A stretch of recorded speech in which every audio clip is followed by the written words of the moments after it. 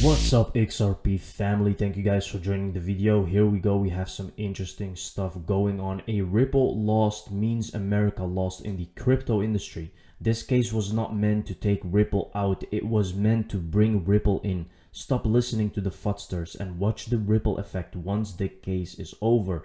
A very good tweet, guys. That's why I pulled it out, because this is what's really happening. Many people do not see it. Yes, the SEC can be corrupt. And yes, there is all kinds of things happening, but you have to understand one thing. There is no other technology like Ripple. It's not easy. They have tried to make something like it. It failed. They know that they need Ripple and they need XRP. And it is happening right now, guys. It's happening right now. We have evidence. We have stuff that just show us that they are building the new financial system. Here is Elon Musk, one of the smartest individuals to have walked this earth, telling you how corrupt the SEC are. Let's take a look. I was told by the banks that if I did not agree to settle with the SEC, that the banks would cease providing working capital and Tesla would go bankrupt immediately. So that's like having a gun to your child's head. So I was forced to concede to the SEC unlawfully, those bastards.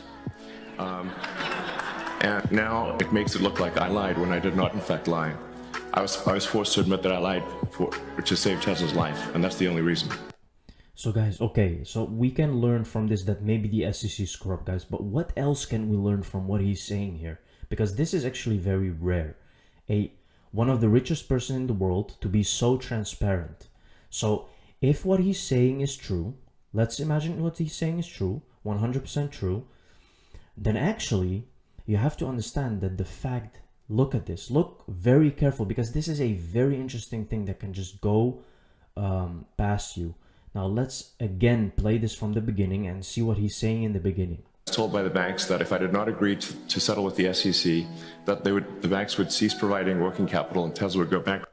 So the banks approached him and told him to do something, which is kind of a deal. He had to make a deal with the banks. Now, what does it look like that Ripple is doing right now?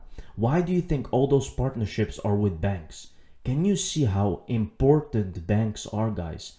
He literally had to agree with this. Otherwise, he would not be able to build Tesla like he has today. Because of the banks. Because the banks provide all the money. And they are the most important kind of aspect when someone is building his business. Of course, if you have a startup and it's going very well, you can have some other institutions that will provide you capital, but everything comes from the banks, guys.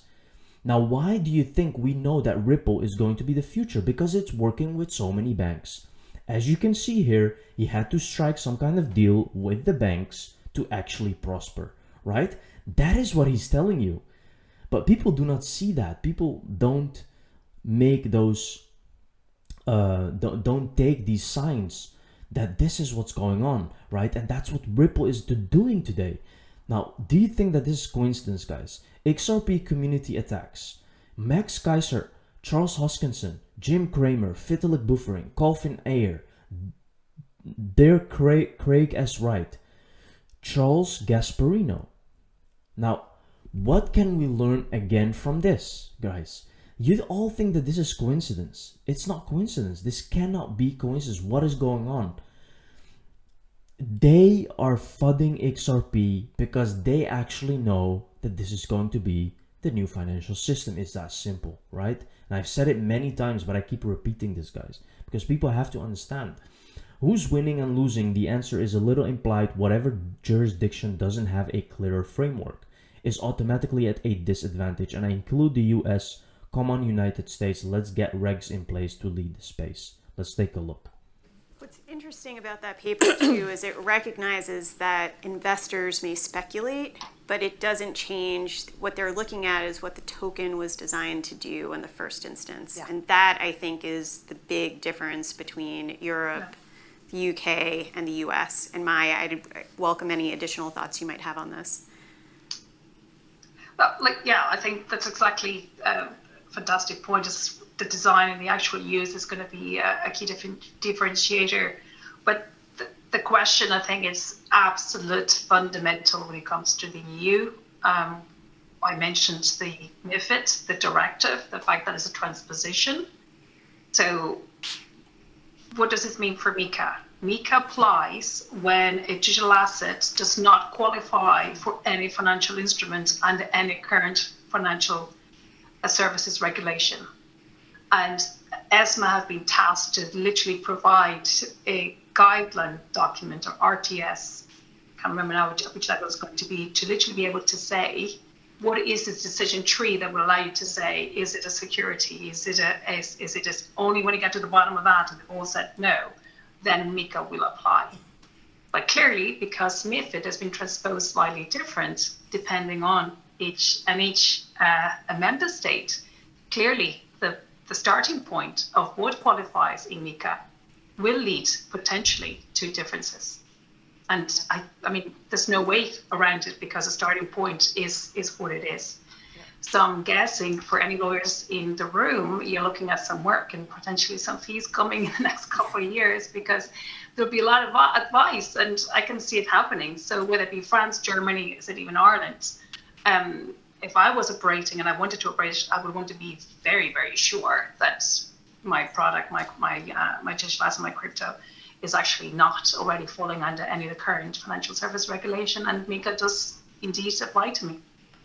So what is she saying here, guys? For something to actually be used and not have any problems, it needs to be sure that it's not a security, right? Now, all of this, there is all a mess right now. But soon, guys, we will have guidelines.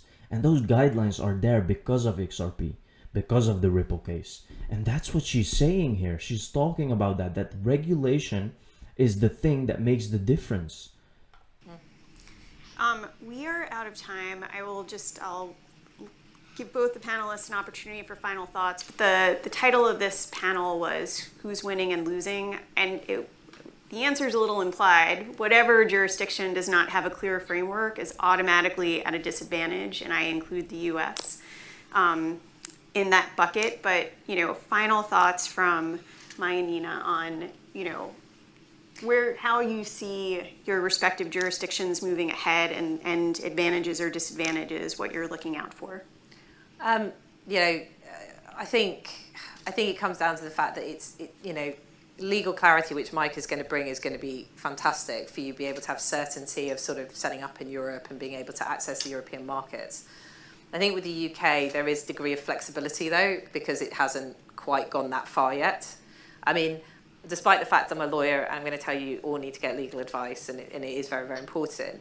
I actually think one of the losers is also you guys, the guys you're building it, because you're having to deal with a US regime that's fragmented, a European regime which is probably on the cusp, but very, very correctly pointed out, is going to have some real knots in there about how it actually works. And then you've got the UK, and then we haven't even touched on Asia Pacific, but they're doing some really interesting stuff. So I do have sympathy for all of this, guys. What she's telling you is that it's a big process to actually get something into clarity, right?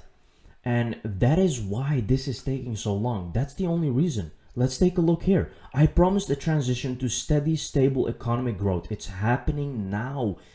Biden literally telling you that they are changing stuff right now. Let's take a look. This is proof my economic plan is working for the middle class and for working families. We're building an economy from the bottom up in the middle out, and it's working. We're just finishing 2 of the strongest years of job growth ever in our history. Creating jobs and making things here in America again. Good jobs with good wages, giving people a little bit of breathing room. There's a transition to a stable, steady growth that I promised, and that's what's happening now. But there's more work to be done to bring down costs for families. So stick with me, we'll get it done. Right?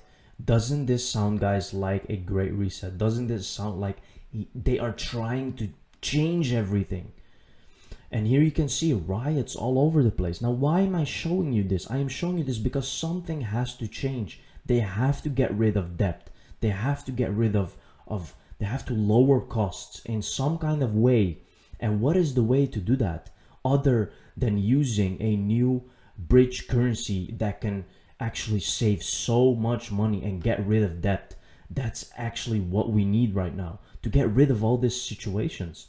R3 core, the underlying assets. Now this is a beautiful piece picture here that you can see how things are a bit working. Here you can see XDC, right, Stellar, XRP, Algorand, R3 Corda, all working together, guys, to make this a better financial system.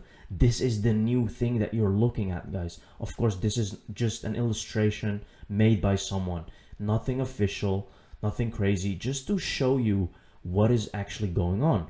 And this will go so far that it will reach into stocks, debt, property, equities, you can name it, guys. This is coming. Buckle up, guys. You can take advantage of this. It's in front of your eyes. Thank you very much, guys, for watching this video. See you in the next one. Cheers.